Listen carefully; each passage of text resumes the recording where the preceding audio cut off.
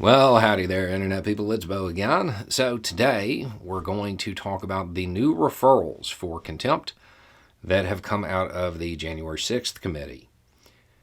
And there are a lot of people who are getting really excited about this.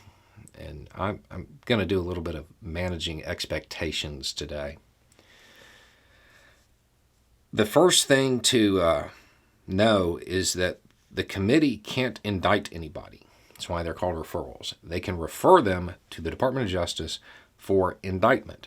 That means they go before a judge. That's when the criminal proceedings actually start. Up to this point, the committee has referred 4 people. You have Steve Bannon, who's a podcaster.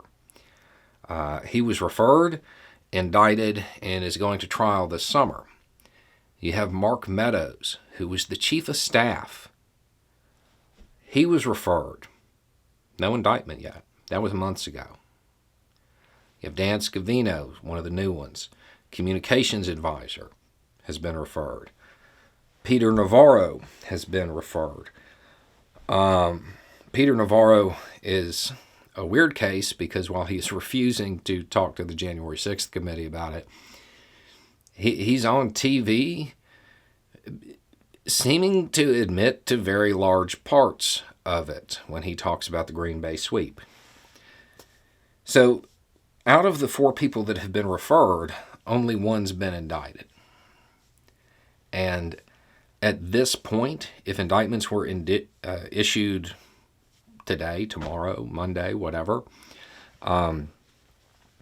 these trials would occur after the midterms. A more important part of this is that if the indictments don't come down before the midterms and the Republicans retake the House, they theoretically could squash all of this but Bannon's. I don't hold a whole lot of hope that this is going to lead to much. We don't know what the Department of Justice is doing. There have been some signs that they're actually investigating, running a parallel investigation of what happened on January 6th and moving up the chain. That's actually how it's supposed to work. Garland has never been one for press releases or telling people what's going on, but at this point in time, things have been dragging on so long. There's a whole lot of people who don't see accountability on the horizon.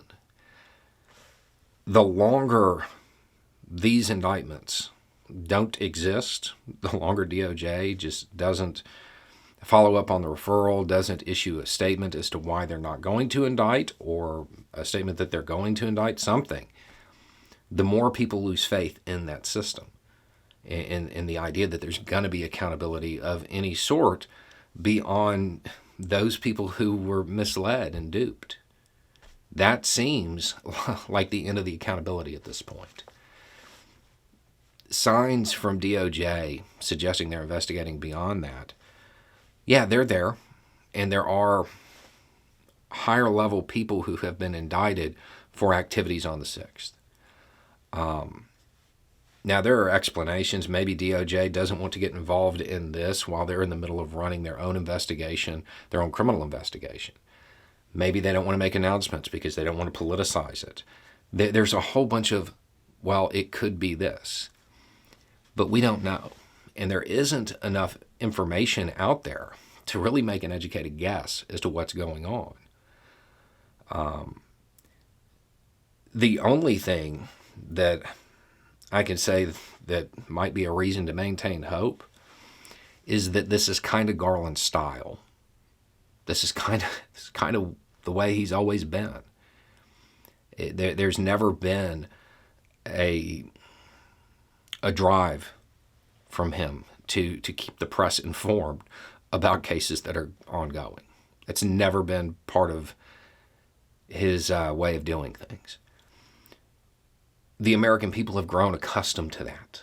The American people have grown accustomed to being informed as to what's happening as things move along. It's worth noting that that's not the way things have been done throughout most of American history. So it might just be that he's being very traditional. But there's always the well-founded belief that those at the top aren't held accountable for their actions.